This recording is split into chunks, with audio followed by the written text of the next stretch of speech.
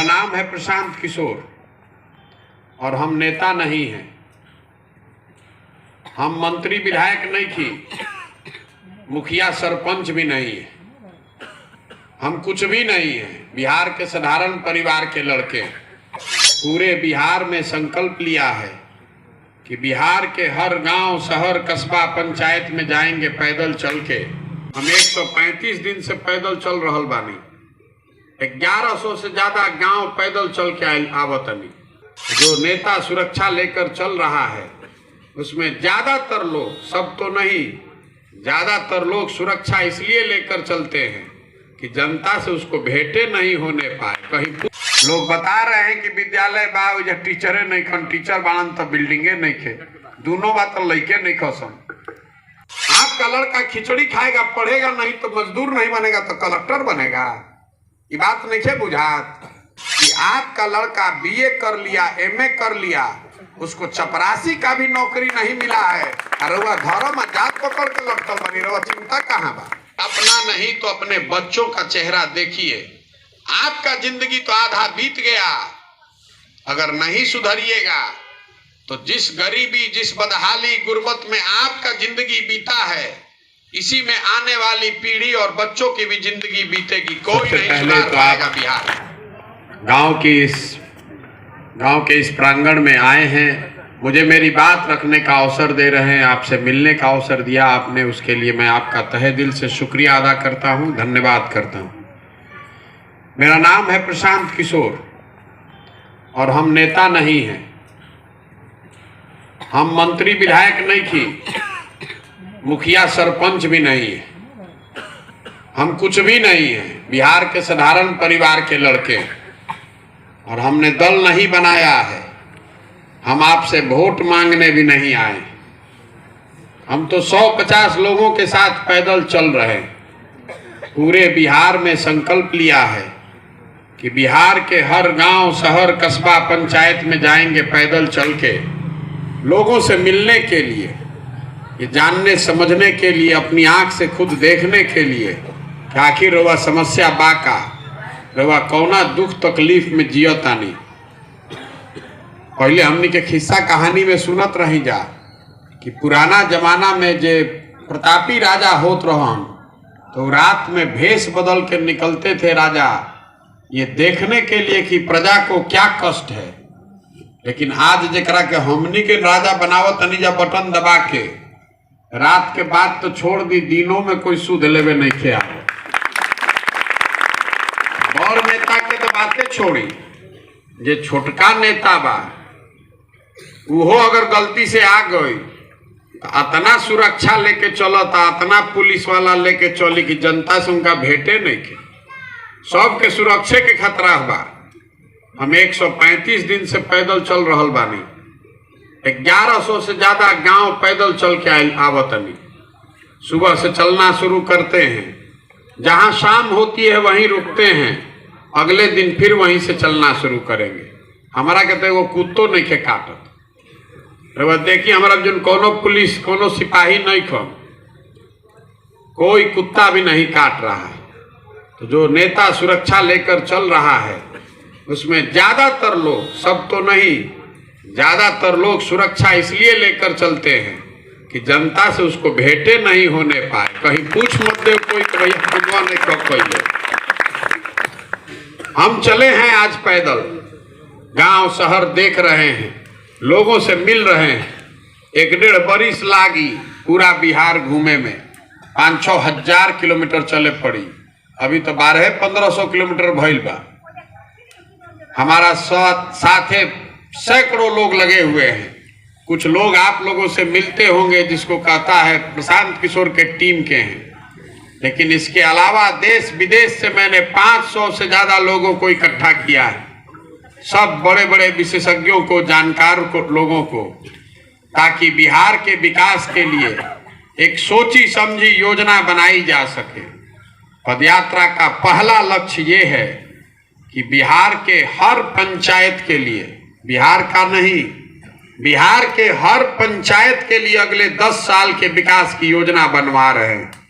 जब पदयात्रा खत्म हुई तो योजना बनाकर जारी करेंगे आपके पास ये अवसर होगा देखने का, जांचने का, परखने का, मूल्यांकन करने का उस योजना में आपके गांव, आपके पंचायत के लिए क्या कुछ कहा गया है।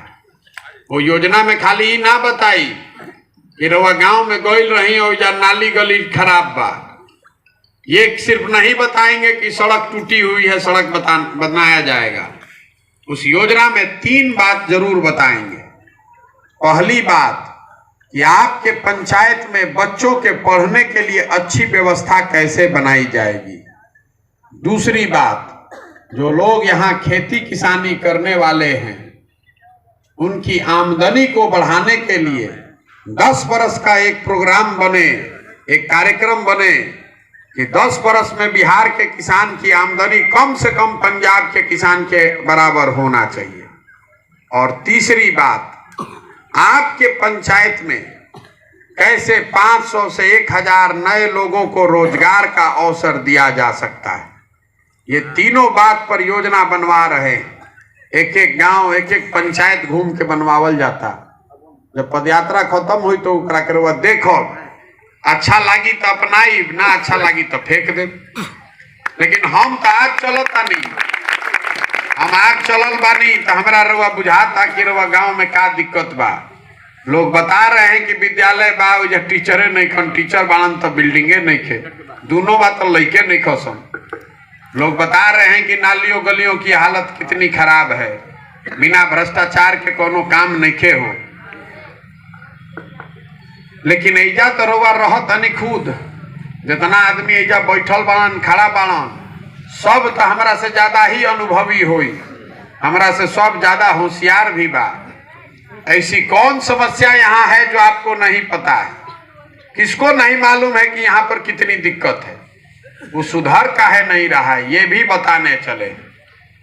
देखिए, बिहार में जहां रउआ चल जाए, जहां 4 गो आदमी बैठो ताड़न, घर में, दलान में, खेत खलिहान में, चौक चौराहा पर, चाय के दुकान पर, सैलून में, जहां रउआ जाई 5 आदमी बैठी तो यह बतियाई कि एजा कितना दिक्कत बा, एजा इतना भ्रष्टाचार बा, सड़क नहीं खे, नाली नहीं खे, गली नहीं खे, लइकन के पढ़े के व्यवस्था नहीं खे, रोजगार नहीं खे, फसल खेती पानी नहीं खे, धान रउआ 2000 के 1500 में बेचता नहीं। ये सब बात रउआ जानता नहीं, ये सब बात आप बात भी करते हैं। लेकिन जिस दिन चुनाव होता है, जे दिन वोट होई, वो दिन ये सब बात हमने के भुला जाए। वोट के दिन बिहार की जनता को 4 गो बात याद है। पहला बात, हमार जात का बा, आ के हमारा जात के अब के चुनाव लड़ता ओकरे के वोट दियाई। जिन जात से बच गइलन उनका के धर्म के नाम पर हिंदू, मुसलमान, भारत, पाकिस्तान, पुलवामा कह के वोट लिया था। काल तक रउआ तय कैले बानी, अब की हाल इनका के वोट ना दे। सिलेंडर के दाम हो गए 1250, 500 के डीएपी हो गए 1600, 35 रुपया का डीजल आप खरीद रहे हैं 96 रुपया में, पेट्रोल 108 रुपया में। नेताजी ने एको दिन नहीं खन आइल देखे, बतियाले बानी कि अब की हाली वोट ना दे। चुनाव के 2 दिन पहले हल्ला हो जाए, हिंदू मुसलमान, अरे भाई सब हिंदू एक हो जा, पुलवामा हो गए। आदमी खुदे कहता, नीचे देखा ताड़ा, ऊपर देखा, ऊपर मोदी जी के देखा, पाकिस्तान हो गई, तू सड़क देखा ताड़ा, स्कूल देखा ताड़ा, चला जल्दी भाजपा के वोट दो। सबे जाके दे दिलस वोट। जे दोनों से बच जाता तो कहता कि जाए दी भैया, हमने के कतनो रोड खराब बना, लइकन के पढ़े के व्यवस्था नहीं खे, खेती किसानी के तो बातें मत पूछी। लेकिन हम लालू जी के जो जंगल राज रहे अपराध वाला, वो ना चाहिए रे भाई। आदमी लालू जी के डर से जाके भाजपा के वोट देता हूं। और चौथा, हमने के मुसलमान भाई लोग बा, ये लोग कह रहा है कि भैया जी ही चाहे मोरी, भाजपा के तो ना वोट दे सकीला जा, भाजपा तो मुसलमान विरोधी पार्टी बा। तो बिहार में बचल के, बिहार में तो भैया 2 गो दल बा, एगो मोदी जी के भाजपा और दूसरा लालू जी के ललटेन। नीतीश कुमार बेचारे का तो दले नहीं बचा है, कि कभी ललटेन पकड़ के लटकल तारन, कभी कमल के फूल पर बैठ के पौरत तारन। बुझाते नहीं के जनता के कि टिकियन के जेने वोट दबैनी तो बेंग छन उछल के दूसरों रे चल जी। हम तो मुसलमान लोग कह रहल बा कि जाए दी भैया, आप जियल जाए चाहे मरल जाई, भाजपा के दे ना सकी तो बचल के है ललटेने लोकत इनके के वोट दियाई, चाहे किरासन तेल बन के हमनी के भविष्य जल जाओ, लेकिन वोट लालटेने के दियाई। इतना आदमी जब सब बानी जा, ईमानदारी से बताइए, इसी 4 चीज पर न वोट दिए हैं, यही 4 चीज पर न वोट दिया था भैया। तो काहे के माथा पीटो तनी जा हमनी के कि बिहार में बड़ा भ्रष्टाचार बा, कि पढ़े के व्यवस्था नहीं के, हम रोड पर चलो तनी आदमी धो लेता। ए भैया, बड़ा शिक्षा व्यवस्था खराब बा, एकरा के ठीक कर दी न तो हमनी के अच्छा हो जाए। यहाँ इतने लोग हैं, जरा अपने बच्चों के नाम पर बताइए कि जीवन में आपने हमने कभी शिक्षा खातिर हमनी के वोट देले बानी जा? कबो एक वाली वोट दियाइल बा शिक्षा खातिर? तो काहे के गाना गावतानी? जो बोइएगा वही ना काटिएगा। आदमी कह रहा है कि हमको नेता ठग लिया। हम आपको बता रहे हैं कोई नेता आपको नहीं ठग रहा है। नेता कहाँ ठगता? नेता ठगी तो एक बार न ठग ली, 2 बार ठग ली, फिर वह 50 वर्ष से ठगाते बानी। तो कुछ गलती तो अपनों में बा। नेता नहीं ठग रहा है, जिस चीज पर आप वोट दे रहे हैं वही आपको मिल रहा है। आपने हमने जात के नाम पर वोट दिया है, तो जहां जाई वजह जाते के बात होता, जाते के गन्ना होता। रउआ हम वोट देले बानी जा भारत पाकिस्तान के नाम पर, हिंदू मुसलमान के नाम पर, तो जहां जाई टीवी खोलत नहीं तो भारत पाकिस्तान के बात होता। जैसा बटन दबाइएगा वही आप परिणाम पाइएगा, यही बताने के लिए चले। वोट नहीं मांगो, गांवे गांव जाके लोग के हाथ जोड़ता नहीं। अरे भाई, अगर आप अपना और अपने बच्चों का चिंता नहीं कीजिएगा तो हमारे अनुभव से हम आपको बता रहे हैं, कोई दल कोई नेता आपकी चिंता नहीं करेगा। काहे करेगा भाई? काहे करी? हम चलतानी रोड पर, 100 गो लड़का दौड़ता सन, आधा लड़कन के शरीर पर तो कपड़ा नहीं खे, आधे से ज्यादा बच्चों के पैर में चप्पल नहीं है। आपका लड़का पढ़ने जा रहा है तो पढ़त नहीं खे, पिलुआ वाला खिचड़ी खाता, और रउआ कोनो चिंते नहीं खे। रउआ तो मगन बानी धर्म में, जाति में, कभी चाइना पे उछल के वोट देता नहीं, कभी पुलवामा पे देता नहीं। तो जब रउआ अपन लड़का के चिंता नहीं खे तो हमारा चिंता कर, हम रउआ लड़का चिंता करो। आपका लड़का खिचड़ी खाएगा, पढ़ेगा नहीं तो मजदूर नहीं बनेगा तो कलेक्टर बनेगा। ये बात नहीं खे बुझात, हम नहीं खे बुझात तब होगी, तो फिर काहे गाना गावता नहीं? यही बताने चले। आदमी कहता कि नेता जात के राजनीति करता हूं भैया, समाज में सब जाति में बांट देले बा। कोई नेता जात का राजनीति नहीं कर रहा है। हम आपको कैमरे पर बता रहे हैं, कोई नेता जात के राजनीति नहीं खे करो। वह बुझाता कि लालू जी यादव के राजनीति करता हूं, बिल्कुल नहीं करो। अरे यादव के राजनीति अगर लालू जी करते तो ये न कहते कि भाई यादव समाज में जो सबसे अच्छा आदमी बा वो बिहार के नेता बनी है, सब यादव जी भाई लोग आप लोग वोट दीजिए। लालू जी नहीं खन न कहत। लालू जी कहता कि हमार लड़का नेता बनी है, सब यादव जी लोग तू लोग वोट दो जा। ये तो परिवार के राजनीति करता हूँ, लालू जी का अपन लड़का के राजनीति करता हूँ। जात के राजनीति तो रउआ करता नहीं, लालू जी अकेले बड़न। अरे कोई पंडित के नेता हो गए, कोई राजपूत के नेता हो गए, कोई कुशवाहा दलित के नेता हो गए, सब तो ये कहता कि हम रह, हमारा बाद हमारा लड़का रही, कुल जाना तू लोग हमारा जात के हमरा के वोट दो जा। तो जब रउआ गलती करब तो नेता का करो भाई? नेता तो अपन लड़का के चिंता करता, रउआ अपन लड़का के चिंता नहीं करत तो होगी। यही बताने के लिए चले। लालू जी का लड़का 10वां नहीं पास है, लेकिन उसको मुख्यमंत्री बनना है। बनो भाई, लोकतंत्र बाजे करे के सबे वोट दे दी वह बन जाई, एमे कोनो गलतियों नहीं थे। अरे भाई, लालू जी को अपने लड़के का चिंता करने का हक है, इसमें कोई दिक्कत नहीं है। दिक्कत इस बात से है कि आपका लड़का बीए कर लिया, एमए कर लिया, उसको चपरासी का भी नौकरी नहीं मिला है, रउआ धर्म जात पकड़ के लटकल बनी, रउआ चिंता कहाँ बा? आदमी कहतन कि भैया प्रशांत जी आइल बालन, रउआ सुधारी, बड़ा होशियार आदमी बड़ा, नहीं सुधार दी। हम जो मंच पर आता है वो यही कहता है कि हम पर भरोसा कीजिए, हम बहुत होशियार हैं, हमको वोट दीजिए, हम आएंगे तो ठीक कर देंगे। हम आपको कहने आए हैं, एगो प्रशांत किशोर आज की 10 प्रशांत किशोर ये सुधरने वाला नहीं है, नहीं सुधर सकता है। जब आप सुधरने के लिए तैयार नहीं है तो प्रशांत किशोर सुधार दिए, नहीं सुधर सकता है ये।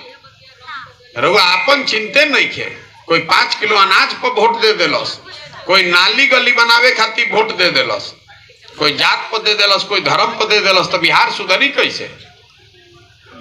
जब तक आप नहीं जगिएगा तब तक नहीं सुधर सकता है। नहीं तो 50 बरिस से यही दुर्दशा में पड़ल बानी जा। हमने हाथ जोड़तानी सबके जाके गाँव गाँव, अरे भाई अपना नहीं तो अपने बच्चों का चेहरा देखिए। आपका जिंदगी तो आधा बीत गया, अगर नहीं सुधरिएगा तो जिस गरीबी, जिस बदहाली, गुर्बत में आपका जिंदगी बीता है, इसी में आने वाली पीढ़ी और बच्चों की भी जिंदगी बीतेगी। कोई नहीं सुधार पाएगा बिहार को। हमारा क्या आदमी कहता कि भैया दल बनाई, हमने के विकल्प ना रहे, रउआ संगे खड़ा होखल जाए। आदमी जोश में आके कहता कि भैया तन मन धन से रउआ संगे बानी। हम हाथ जोड़ के कहता नहीं, ना रे भाई रउआ साथ ना चाहिए, हमारे आपका साथ नहीं चाहिए। जो समाज, जो लोग अपने बच्चों के साथ नहीं खड़े हैं, वो आप हमारे साथ क्या खड़ा होइएगा? राउर लड़का आधा पेट खा के सुतत रहुआ, चिंता नहीं करे, प्रशांत किशोर के संग खड़ा हो। कब अपने बच्चों के लिए खड़े होइए, अपने सम्मान के लिए खड़े होइए। रोज बिहारी के नाम पर पूरा भारत में गाली पड़ता। 1 करोड़ से ज्यादा बिहार के लड़के पूरा भारत में घूम के मजदूरी कर रहा है। हम लोग का ना आत्मसम्मान है, ना कुछ प्रयास करना है, सब दाल भात चोखा खा के सुतल बा। अरे कोई आई मंगल ग्रह से सुधार दी, कोई आई सुधार दी, कैसे सुधरी? नहीं सुधर सकता है। प्रशांत किशोर हम तो सुधार दिन, हम रोड पर चलत आनी मर जाई। आदमी कहता भैया कोई तो एगो आगे बढ़े वाला चाहिए। अरे भाई हम एजा चलत आनी, कल मर जाए तो और लड़का ऐसा ही रही। आपको विकल्प बनाना ना पड़ेगा। अगर आप कह रहे हैं कि विकल्प नहीं है तो आप विकल्प बनाइए। कौन रोक रहा है आपको विकल्प बनाने से? विकल्प बनाने केरल से आदमी आएगा। बिहार को अगर सुधारना है तो बिहार के लोगों को खड़ा होना पड़ेगा। पंजाब और केरल से आदमी आकर बिहार को नहीं सुधारेगा। यही बताने के लिए घूम रहे हैं, गाँव गाँव जाता नहीं। पदयात्रा का दूसरा लक्ष्य ये है कि गांव, शहर, कस्बा, देहात से हर उस आदमी को ढूंढ कर, जैसे दही के मथ के मक्खन निकालीला, हम वैसे ही समाज के मत के हर उस आदमी को निकालने चले हैं जो इस बात के लिए तैयार है कि नहीं भैया अपने बच्चों के लिए हम लोग को मिलकर ये व्यवस्था बनानी पड़ेगी। आदमी काहे नहीं खनावत? कोई कहता कि भैया पैसा नहीं खे, साधन नहीं खे, संगठन नहीं खे, जाति नहीं खे, रणनीति नहीं खे। तो हम रवा के कहता नहीं सबके कि आप खड़े होइए और ये सारा बात का चिंता हम पर छोड़िए, हम उसका चिंता करेंगे। हम रवा के संगठन बना के दे, हम आपको रणनीति बना कर देंगे, हम संसाधन का व्यवस्था करेंगे। आप खड़ा तो होइए अपने बच्चों के लिए। कितना दिन गाना गाइएगा कि विकल्प नहीं है? तो पदयात्रा जब खत्म हुई तो जे भी जकरा के भी हम समझा ले जाई, उस सब आदमी के एक जगह बैठाई और सब लोग मिल के तय करी कि दल बने के बाद तो बनी दल। लेकिन अगर दल बना तो दल प्रशांत किशोर का नहीं होना चाहिए। वो दल किसी व्यक्ति का नहीं, किसी परिवार, किसी जाति का नहीं। दल होना चाहिए बिहार के उन सारे लोगों का जो इसको मिलकर बनाएं और आगे मिलकर चलाएं, तब न सुधरेगा। इसीलिए पूरा प्रयास कर रहे हैं। जरा भी बुझाता कि एक आदमी ठीक कर दे, हम तो वह याद कर लिए जा सब आदमी हमने के 14 में 19 में मोदी जी के वोट देले बानी जा। 14 में हम ही मोदी जी के प्रचार करत रही। 12 में 13 में बिहार यूपी में मोदी जी के जे नाम ना जानत रहे आज हमरा से लाठी डंडा करता।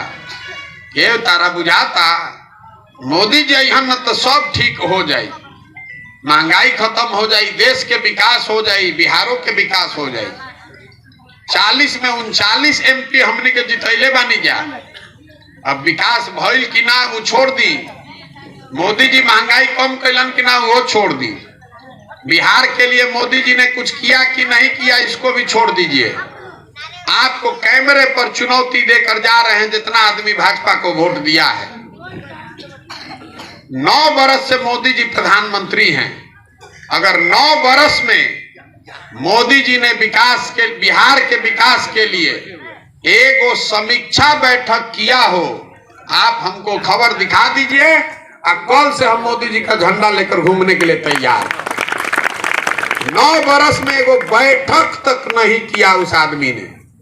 हमनी के फिर जाके कमल पर वोट दबावल जाई तो रउआ बताई कि गलती मोदी जी के बा कि राउर बा? काहे फिर दूसरे को दोष देते हैं? 9 बरस में एगो बैठकों भर हमनी के वोट नहीं खींचा देले।